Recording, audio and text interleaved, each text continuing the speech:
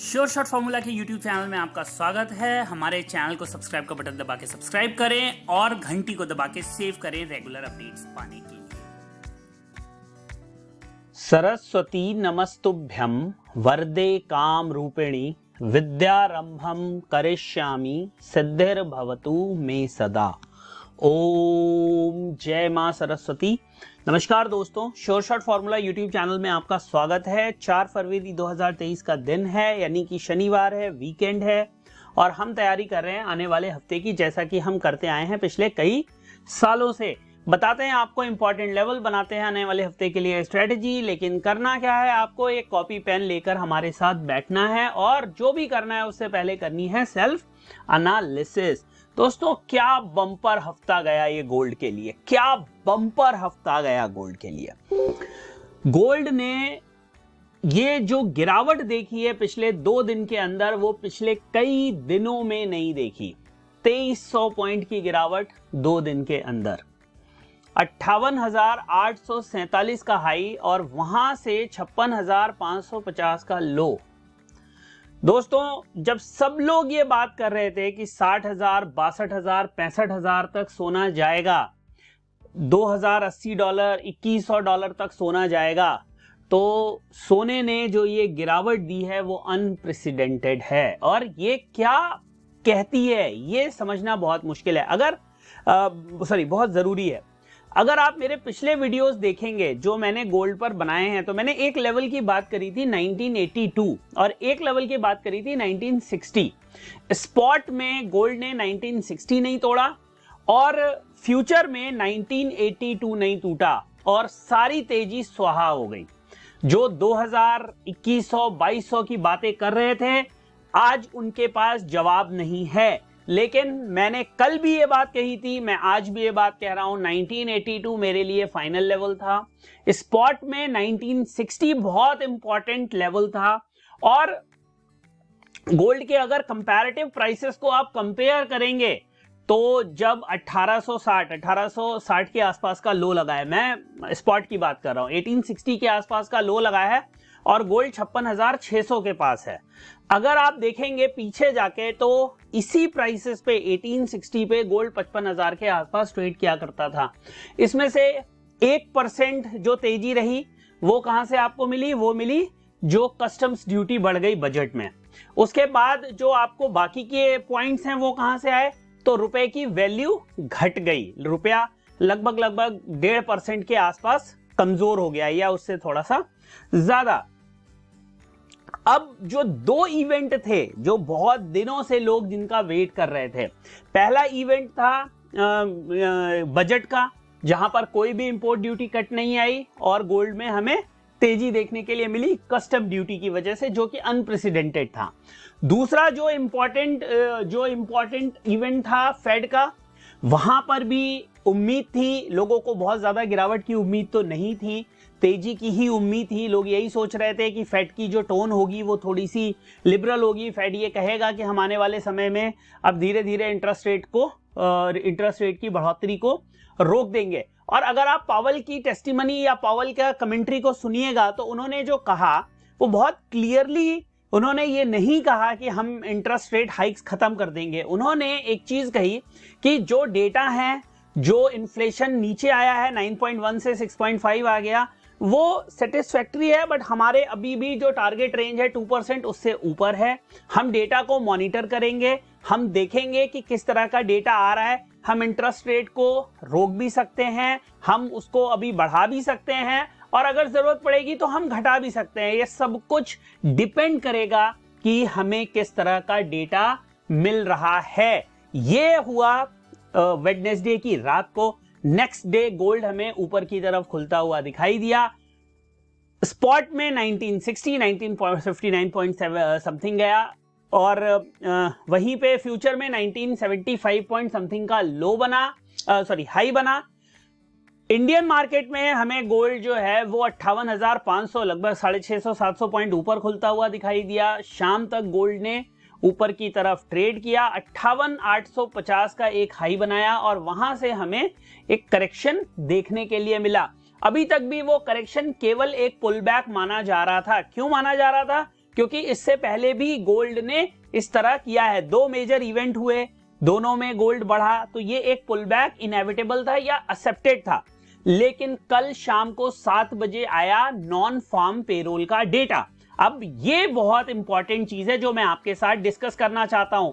Gold tumbled almost 3% on Friday after a blockbuster US jobs report for January triggered profit booking on the precious metals long-running rally, putting it way off the 2,000 an ounce target eyed by the bulls in that space.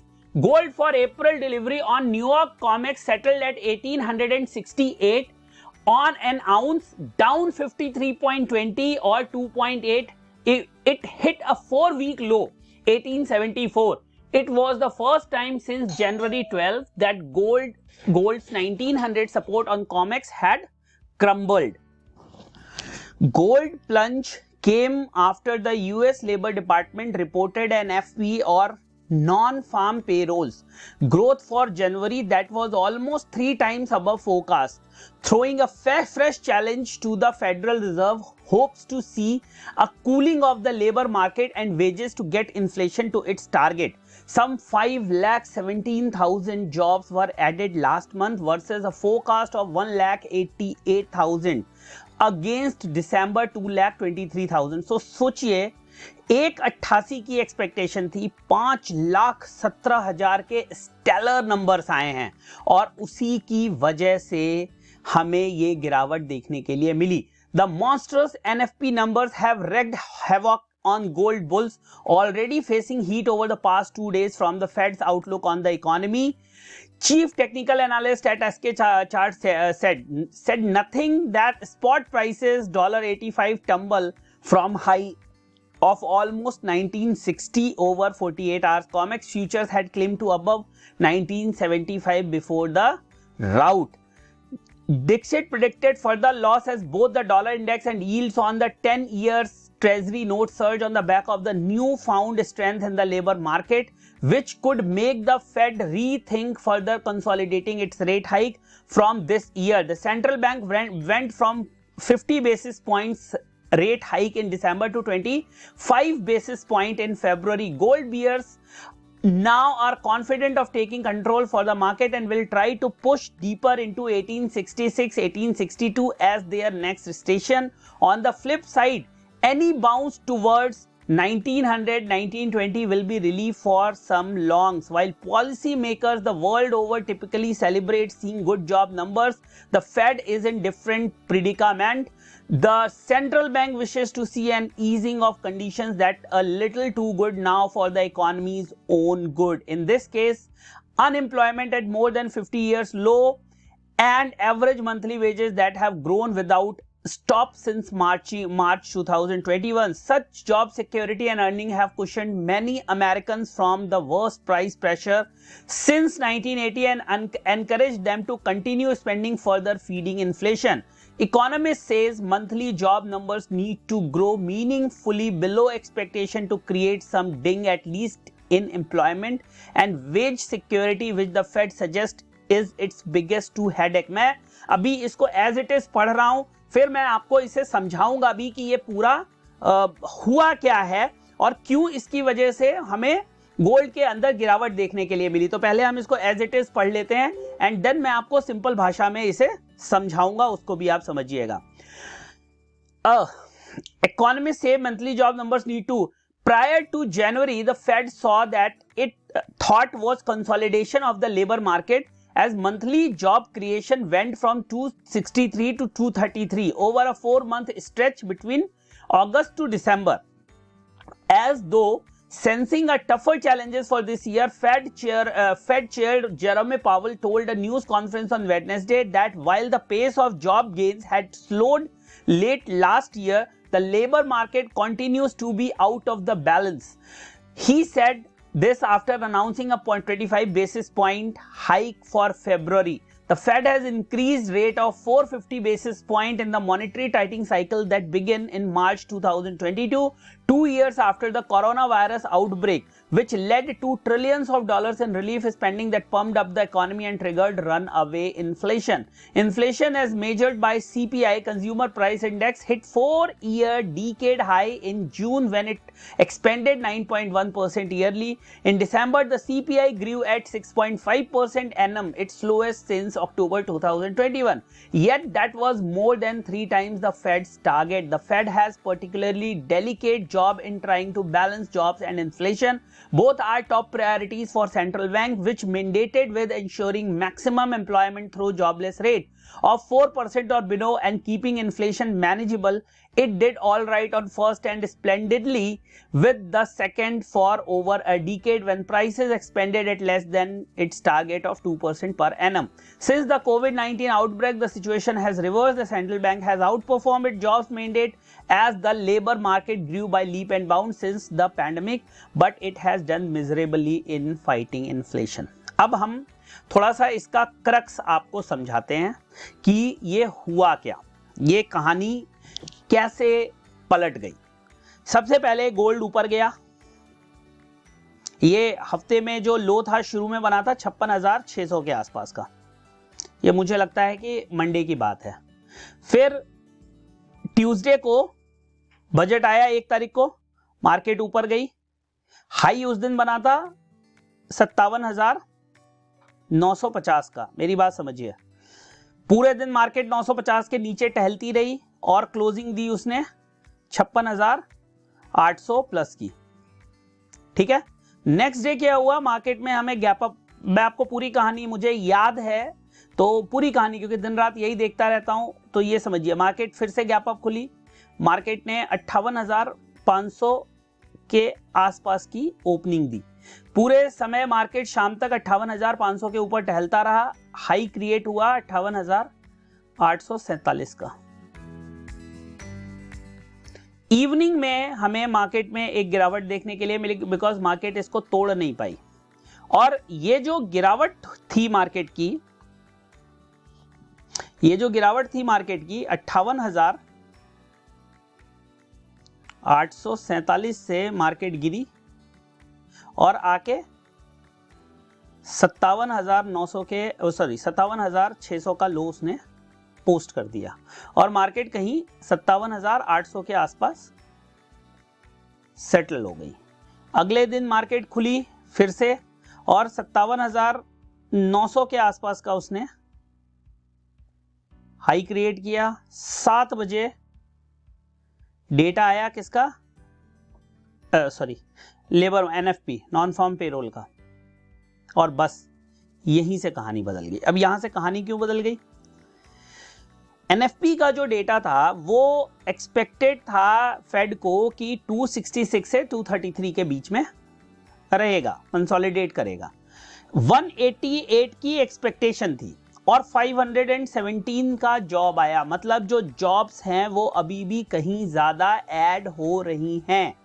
तो एक तो इससे क्या है, job अच्छा होना एक positive sign है, मेरी बात समझिए, लेकिन अभी जो पॉजिटिव है वो नेगेटिव है, जो नेगेटिव है वो पॉजिटिव है। कैसे है मैं आपको समझा देता हूं। जब ये जॉब्स एक्स्ट्रा ऐड हुई तो ये एक डर बन गया कि अभी भी इकोनॉमी बहुत अच्छा कर रही है, जॉब्स हो रही हैं, वेजेस आ रहे, इंक्रीज हो रहे हैं, तो ये इन्फ्लेशन को फ्यूल कर सकता है। और इस समय जो फेड का सबसे प्राइम कंसर्न है वो है इन्फ्लेशन। अच्छा, ये तो चलो रही बात थी। दूसरा मेरी बात समझिए, जो बलून था गोल्ड का गुब्बारा, वो भी फूल रहा था, क्योंकि अगर आप देखेंगे तो 1615 से ऑलमोस्ट वन साइडेड राइज था 1975 तक का।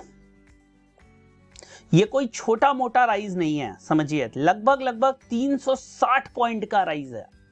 360 पॉइंट का राइज होने के बाद ये जो कूल ऑफ है वो बहुत इंपॉर्टेंट है। इसकी मैं डिटेल में बात करूंगा जब हम कॉमिक्स पे वीडियो बनाएंगे। इंडियन मार्केट में अगर हम बात करें तो जो राइज है वो, जो लो बना वो बना था 48,900 के आसपास का, और वहां से लगभग वन साइडेड राइज हमें देखने के लिए मिली 58,900, 850 है, 900 पकड़ लेते हैं इसको। तो ये आप समझिए कि 10,000 पॉइंट का लगभग स्ट्रेट राइज देखने के लिए मिला। तो कई सारे जो टाइम पीरियड्स थे उसमें जो एक गॉज होता है ओवरबॉट होने का, वो होता है RSI, रिलेटिव स्ट्रेंथ इंडेक्स। वो 75-76 पहुंच गया था वीकली और मंथली चार्ट पे, जो कि वो नंबर है जो लोगों को थोड़ा कॉशियस कर देता है। इट डजंट मीन कि मार्केट जरूरी नेसेसरली वहां से गिरेगी, बट कॉशन आना शुरू हो जाता है। And this is what happened in MCX। फिर हर तरफ 62,000, 60,000, 65,000 की खबर आने लगी थी। 1982 तक तो था कि चलो ठीक है, वो बहुत इंपॉर्टेंट रेजिस्टेंस है, वो पास हो जाता है तो फिर सारी कहानी बदल जाएगी। चलिए, बहुत लंबा वीडियो हो जाएगा ये, हम सीधे चलते हैं चार्ट पे और सबसे पहले देखते हैं कि मार्केट में देखो ये अगर आप गौर करोगे तो मार्केट यहां से चलनी शुरू हुई थी। ये कुछ ऐसी कैंडल बन रही है, ये कैंडल दिखी आपको, बस इसी तरह की मार्केट अपने लोएस्ट पॉइंट पे वीकली में बंद हुई है। लोएस्ट पॉइंट पे ये जनरली मुझे लगता है कि हुआ नहीं था अभी रिसेंट टाइम में, लोएस्ट पे बंद हुई है। और इस कैंडल की रीडिंग को देखो, 58,847 का हाई, 56,544 का लो, समझ रहे हो आप। 2300 पॉइंट की गिरावट टॉप से हमें आती हुई दिखी है। ये कैंडल जो है ये शूटिंग स्टार कैंडल की तरह है। शूटिंग स्टार कैंडल आप जाके कैंडल्स में पढ़िए, और यहाँ नीचे मैंने कैंडल्स के ऊपर एक कोर्स तैयार किया है, आप नीचे लिंक के थ्रू एंजल ब्रोकिंग में अकाउंट खुलवा लीजिए, तो जो ये कैंडल वाली ई बुक है वो आपको फ्री मिल जाएगी। उसके कोई भी चार्जेस, किसी भी तरह की कोई फीस कुछ भी नहीं है, केवल आपको अकाउंट ओपन करना है। जो लिंक दिया हुआ है नीचे डिस्क्रिप्शन में एंजल ब्रोकिंग का, जाइए अकाउंट ओपन करिए और मुझे मैसेज कर दीजिए, मैं आपको ये कोर्स भेज दूंगा जो कैंडल स्टिक का है। उसमें हमने 21 मैजिकल कैंडल्स डिफाइन करी हैं, कौन सी बुलिश हैं, कौन सी बेयरिश हैं, कौन मार्केट को नीचे की तरफ खींच सकती हैं, कौन ऊपर की तरफ खींच सकती हैं। ये एक चीज देखिए, ये जो मैंने एक लाइन खींची थी, ये लाइन एक रेजिस्टेंस लाइन थी जो बाद में सपोर्ट बन गई। आप देखेंगे इन दो कैंडल्स ने इस लाइन को होल्ड किया। अब इस वाली कैंडल ने, एक सिंगल वीकली कैंडल ने इस लाइन को ब्रेक कर दिया। इस ट्रेंड लाइन के सपोर्ट जोन में ये कैंडल है। अगर ये इसके नीचे क्लोज होने लगती है, मेरी बात को बहुत ही गौर से सुनिएगा, ये वाली जो रेड वाली आपको लाइन दिख रही है, अगर ये वीकली कैंडल इसके नीचे क्लोज हो गई या इसके नीचे आ गई इस वाली लाइन के, ये तो एक है सपोर्ट, हो सकता है वीकली यहाँ पे कंसोलिडेट करे, थोड़ा सा ऊपर जाता हुआ दिखे, बट अगर इसके नीचे आ गई तो बहुत बड़ी बात नहीं है कि मार्केट 55,600 तक ड्रिफ्ट कर जाएगी। 55,600 can't rule out if market start trading below this support. So for me, I will watch. This support has already broken and I'll see whether it supports will be reclaimed back or not. ये तो break कर दिया इसने, candle नीचे close हो गई है। मैं देखूंगा नेक्स्ट वीक में ये जो सपोर्ट है, जो रेजिस्टेंस हो जाएगा, ये रिक्लेम होता है या नहीं। अगर ये रिक्लेम नहीं होता है और ये वाला सपोर्ट भी मार्केट तोड़ देती है तो फिर बड़ी बात नहीं है कि यहां से 1000 पॉइंट की गिरावट स्ट्रेट अवे अभी और मिल सकती है। 1100 पॉइंट की गिरावट, माइंड यू 1100 पॉइंट की गिरावट हमें फ्राइडे के सिंगल सेशन में देखने के लिए मिली, जो कि ब्लैक फ्राइडे था। मैं डेली कैंडल्स पे भी आऊंगा, एक बार मंथली आपको दिखा देता हूं। देखिए मंथली में ये जो कैंडल बनी है शूटिंग स्टार, ये बहुत इंपॉर्टेंट कैंडल है, और जब जब इस तरह की कैंडल बनी है तब तब मार्केट में हमें गिरावट दिखी है। अब इंपॉर्टेंट चीज क्या होगी कि जो मैंने आपको सपोर्ट्स बताए हैं, और भी सपोर्ट्स मैं बताऊंगा, क्योंकि अब सपोर्ट और रेजिस्टेंस दोनों मिल जाएंगे हमें, चार्ट पे मिल जाएंगे दोनों, तो अभी चीजें थोड़ी सी सरल होंगी। मार्केट को कभी कभी क्या होता है ना कि थोड़ा सा टाइम देना चाहिए, जब वो समझ में नहीं आती है उसको उसका काम कर लेने दो, फिर आप अपना काम करो। जब हलचल ज्यादा होती है तो कश्ती मत उतारो, उसके डूबने के चांसेस मैक्सिमम होंगे। खास तौर से जो छोटे ट्रेडर्स हैं उनके लिए ये एडवाइस है कि जब भी मार्केट बहुत ज्यादा मोमेंटम में हो, आप उसको केवल एनालाइज करो, उसको देखो, समझो, एंजॉय करो, लर्न करो उससे। जरूरी नहीं है कि आप हर मूवमेंट को कैच करने की कोशिश करो। कुछ लोगों को लगता है कि हमें जब भी हम कुछ भी हो हम मार्केट में हमेशा बने रहें, ये जरूरी नहीं है। We can't be 100% sure and we can't be 100% winner all the times. We have to be patient, we have to be relaxed, we have to accept our losses, we have to accept our mistakes. You can't be in market all the times. That is very important, which most people don't understand. और कौन सी candle क्या काम करती है, इसके लिए मैंने फिर कहा कोई चार्जेस नहीं है। सिंपल आप नीचे जो लिंक दिया हुआ है एंजल ब्रोकिंग का, वहां जाइए, अकाउंट खोलिए, अकाउंट खोलने के बाद उसमें फर्स्ट ट्रेड करिए, मुझे बता दीजिए कि सर मैंने फर्स्ट ट्रेड कर ली है। आपको ये पूरे मैजिकल कैंडल स्टिक का सारा कुछ मिल जाएगा और वो इतना आसान है कि आप खुद उसको देखकर समझ जाएंगे कि कौन से कैंडल स्टिक का क्या रोल होता है, और ये सब कुछ फ्री है। चलिए, तो जो मैं सपोर्ट की बात कर रहा हूं वो मैंने आपको बता दिया। एक सपोर्ट तो ये है, अब इसकी वैल्यू कहां आएगी ये देखना पड़ेगा। 56,150 200 के आसपास आएगी, तो 56,100 और इंपॉर्टेंट पॉइंट था। अगर आप इस वाले कैंडल की वैल्यू को देखेंगे तो ये 55,962 का बना है, तो ये एक सपोर्ट हो सकता है 56,400। ये टूट जाता है तो एक सपोर्ट ये हो सकता है 55,950। और अगर ये टूट जाता है तो फिर एक इंपॉर्टेंट ये वाला देखिए, ये जो कैंडल्स आपको इससे पहले की दिख रही हैं, और अब तो गोल्ड 1 हो जाएगा ना, तो ये वाली कैंडल की वैल्यू देखिए 55,555। ये एक इंपॉर्टेंट सपोर्ट हो सकता है, माइंड यू, एक इंपॉर्टेंट सपोर्ट हो सकता है। उससे पहले ये जो कैंडल है 56,100, यहां पर एक हम रख लेते हैं, सपोर्ट बना लेते हैं।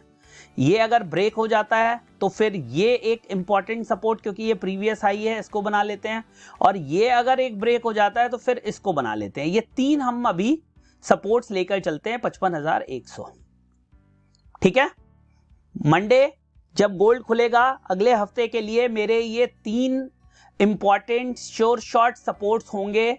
फर्स्ट सपोर्ट नोट कर लीजिए 56,100 से 56,100, ये ब्रेक हो जाता है। नेक्स्ट सपोर्ट 56,550 और उसके बाद जो अगला है 55,100। ये 3 इंपॉर्टेंट सपोर्ट्स हैं जो आप सबको नोट करने हैं। अब मैं आपसे बात करता हूं कि रेजिस्टेंस क्या हो सकते हैं। तो रेजिस्टेंस के लिए हम चलते हैं, चूंकि अब हमारे पास डेटा है तो हमें आराम से रेजिस्टेंस भी मिल जाएंगे। चलिए, डेली के चार्ट को थोड़ा सा पहले यहां पे रिव्यू कर लेते हैं। देखिए, सबसे जो नियरेस्ट एंड डियरेस्ट रेजिस्टेंस आपको मिलेगा वो मिलेगा 58,000। ये तो ये दिखा रहा है, ये चार्ट स्ट्रक्चर अलग है ना, क्योंकि अभी तो ये वाला होगा, तो इसमें देखते हैं 57,980 अभी सबसे ऊपर होगा। उसके नीचे जो आएगा वो आएगा ये 57,480। अब 57,480 57,480, और उसके भी नीचे अभी आएगा 57,100। तो ये 3 रेजिस्टेंस इंपॉर्टेंट मार्क कर लीजिए आप, 57,100, 57,480 और फाइनल 58,100 से 58,200। ठीक है, रेजिस्टेंस नोट कर लिया आपने, सपोर्ट्स नोट कर लिए, इनको आप अगले हफ्ते ध्यान रखिएगा, इंपॉर्टेंट लेवल्स होंगे। और मैंने फिर कहा, अब हो सकता है, it may be possible that gold will consolidate. मेरी बात का आप मजनून समझिए, मेरी बात की इंपॉर्टेंस समझिए। हो सकता है आने वाले समय में गोल्ड हमें कंसोलिडेट होता हुआ दिखाई दे। किस रेंज के अंदर, किस रेंज के अंदर, मैं वो बताता हूं आपको। ये एक ब्रॉड रेंज है जिसमें ऊपर में मैं देखता हूं 58,200 हो सकता है, ये पॉसिबिलिटी है। और नीचे में मैं देखता हूं 55,100। ये एक पॉसिबिलिटी है कि गोल्ड आने वाले कुछ टाइम इस जोन के अंदर कंसोलिडेट करे। ठीक है, नीचे में अगर 55,100 नहीं टूटता है तो मार्केट वहां से बाउंस कर जाएगी, और ऊपर में अगर 58,200 नहीं टूटता है तो मार्केट बार बार वहां से नीचे की तरफ गिरेगी। 58,200 टूट गया, अभी तो बहुत दूर की बात है, बट इस समय गोल्ड में आप मूवमेंट देख रहे हैं तो कुछ भी हो सकता है। तो इसीलिए मैंने आपको ये एक ब्रॉड रेंज देने की कोशिश करी है। कुछ कुछ एनजी की तरह सिस्टम बन रहा है गोल्ड का, अगर हम चार्ट देखें, क्योंकि देखिए जब भी मार्केट टूटती है ना तो हमें उन चार्ट्स को देखना पड़ता है कि वो किस तरह से बने। जैसे ये वाला आप देखिए, ये कैंडल आपको दिखने के लिए मिलेगी, फिर ये वाली कैंडल देखिए, ये कैंडल आपको देखने के लिए मिलेगी। तो रिवर्सल कैंडल्स को आप आइडेंटिफाई करना सीखिए। मैं बिल्कुल नहीं कह रहा कि ये यहाँ से 100% मैं श्योर हूँ, या कोई भी श्योर हो सकता है कि मार्केट अब टूट जाएगी, बट मेरे लिए जो इंपॉर्टेंट लेवल है जिसको मैं वॉच करूंगा, फाइनल लेवल 55,100 वॉच करूंगा और 55,550 का लेवल वॉच करूंगा। 55,100, 55,550 और ऊपर में जो मैं लेवल वॉच करूंगा 57,100 से 200, 57,500 से 600 और 58,200। ये लेवल्स मैं 3 ऊपर वॉच करूंगा और 3 नीचे वॉच करूंगा। ये मुझे अभी दिखाई दे रहा है गोल्ड के अंदर, और गोल्ड जहां पर खड़ा है वो ब्रेकआउट पॉइंट था। ये लाइन जो आपको दिख रही है ना, ये वाली येलो लाइन, ये ब्रेकआउट लाइन है। इसके ऊपर जब सस्टेन करना शुरू कर दिया, देखिए इस कैंडल से इसके ऊपर सस्टेन यहां पे गई, बट सस्टेन नहीं हो रहा था। यहां से आप देखेंगे सस्टेन करना शुरू किया है। उसके बाद अब जाके ये जब इसके ऊपर इसने सस्टेन किया इस कैंडल से, देखिए, और 2/1/2023 से, उसके बाद आज फ्राइडे को फर्स्ट टाइम था जब इसके नीचे ये बंद हुई है। तो देखना होगा कि मंडे को मार्केट कहां खुलती है। ये मल्टीपल लाइंस जो हैं, वो जो भी सपोर्ट रेजिस्टेंस हुआ करते थे, सपोर्ट होते थे, वो अब रेजिस्टेंस में कन्वर्ट हो जाएंगे। तो थोड़ा लंबा वीडियो है, लेकिन मुझे लगा कि बहुत सारी चीजें हैं जो आप लोगों को समझानी चाहिए। अभी तक क्या हो रहा था कि लोग सेल में फंसे हुए थे। अब क्या हो रहा है मार्केट के अंदर, जो मुझे दिखाई दिया कि सेल वाले जो हैं वो अब बाई में कन्वर्ट हो रहे हैं। पहले लोग क्या था, सेल कर रहे थे, अब सेल वाले बाई में कन्वर्ट हो रहे हैं। समझे आप? सेल वाले बाई में कन्वर्ट हो रहे हैं। तो अब जो सिचुएशन है, जैसे एनजी के अंदर हुआ, एनजी जब गिरनी शुरू हुई तो बहुत से लोग 600 से 550 पे कन्वर्ट हुए, फिर 400 से 450 पे मल्टीपल लोग कन्वर्ट हुए, और 350 पे जाके तो मतलब समझ लीजिए हर आदमी को केवल एनजी में ही इंटरेस्ट था और बाइंग में जैसे सेलिंग में था। तो गोल्ड के लिए मैं इसलिए थोड़ा कंसर्न्ड हूं कि ऐसा ना हो कि जो लोग सेल में थे वो बेचारे अब बाइंग करना शुरू कर दें। पहले उन्होंने सेल में नुकसान ले लिया होगा और अब जाके बाइंग में। तो इसलिए आप जो सपोर्ट्स हैं मेरे, उनको थोड़ा सा ध्यान रखिए और टेक्निकल्स को थोड़ा सा समझिए, उनको समझिए, उसके हिसाब से काम करिए। दूसरी चीज याद रखिए, स्टॉप लॉस हमेशा रखिए, स्टॉप लॉस हमेशा ट्रेल करिए। कोशिश करिए कि अगर आप होल्डिंग लंबी ना करें, होल्डिंग करें लंबी तो अपने फेवर में करें, नहीं तो अननेसेसरी लंबी होल्डिंग मार्केट के अंदर नहीं करें, अदरवाइज वो आपको बहुत बड़ा नुकसान दे सकती है। तो स्ट्रिक्ट स्टॉप लॉस के साथ काम करिए। अगर आप अभी बाइंग कर रहे हैं, सपोर्ट्स पे बाइंग करना चाहते हैं, तो स्टॉप लॉसेस को स्ट्रिक्ट रखिए। मैं अभी अगर ट्रेंड की बात करूं तो जो लॉन्ग टर्म ट्रेंड है वो अभी भी 55,100 के ऊपर आप कह सकते हैं कि बाइंग में है, बट अब जो मीडियम टर्म ट्रेंड है, इन 2 कैंडल्स ने उसको वो कर दिया। बिकॉज आप देखिए जो इतने सारे कैंडल्स की मूवमेंट को निगेट कर दिया इन 2 कैंडल्स ने। ये पूरी यहां से ये चली थी, ठीक है, ये यहां पे एक लो बना था, लेकिन ये पूरी मूवमेंट को ये कैंडल, और ये बहुत बड़ी, that is called the big fat candle, अगर ये कैंडल जो है नीचे में कंटिन्यू होती है, then market can easily go to 55,500, 55,100 on Monday और ट्यूसडे इटसेल्फ। ठीक है, चलिए, ये है गोल्ड पे मेरी राय। वीडियो अच्छा लगा हो तो इसको लाइक, शेयर, सब्सक्राइब जरूर करिएगा ताकि और वीडियोस को मैं बना सकूं। अपना प्यार इसी तरह से बनाए रखिए। आप लोगों का स्नेह ही सब कुछ है। मेरी कोशिश हमेशा रहती है कि जितनी बुद्धि मेरे पास है मैं उसके हिसाब से आपकी मदद कर सकूं, उसके हिसाब से कंटेंट बना सकूं। लेकिन अगर कहीं कोई त्रुटि होती है, कहीं कोई कमी लगती है, उसको आप करेक्ट करने की कोशिश करिएगा, क्योंकि हम सब म्यूचुअल अगर वर्क करेंगे तभी हम चीजों को बेहतर बना पाएंगे। और जो भी आपका, एक चीज और याद रखिए, अगर आप एक अच्छे ट्रेडर हैं तो दिमाग को फोकस्ड करके ट्रेड करिए, एक सिस्टम को अपनाकर ट्रेड करिए, एक तरीके को डेवलप करके उसको समझकर ट्रेड करिए। हर दूसरे आदमी की बात सुनकर अगर आप ट्रेड करेंगे तो कभी भी पैसा नहीं बना पाएंगे। इसलिए जेन्युइनली जिस भी मेथड को आप फॉलो कर रहे हैं, जिस स्ट्रेटजी को फॉलो कर रहे हैं, जिस बंदे को फॉलो कर रहे हैं, उसको रिलीजियसली फॉलो करिए, अदरवाइज पैसा नहीं बनेगा। और इंफॉर्मेशन चाहते हैं, कुछ अपडेट्स ऐसे चाहते हैं जो मैं यूट्यूब पे नहीं कर सकता, तो टेलीग्राम का लिंक मैंने दे रखा है, वहां पर मैं अपडेट्स देता रहता हूं। इस हफ्ते भी जब गोल्ड में मुझे रिवर्सल दिखा था, जब चार्ट्स में रिवर्सल दिखा था, तो मैंने वहां अपडेट कर दिया था। तो आप लोग भी चाहें तो जाकर उस चैनल को ज्वाइन कर सकते हैं, लिंक इस वीडियो के डिस्क्रिप्शन में दिया हुआ है। और फिर से कहूंगा, एंजल में अकाउंट ओपन करिए और कैंडल स्टिक्स को सीखिए, ये सबसे बेसिक है मार्केट को समझने का। चलिए मिलते हैं नेक्स्ट वीडियो में, तब तक के लिए जय हिंद, वंदे मातरम।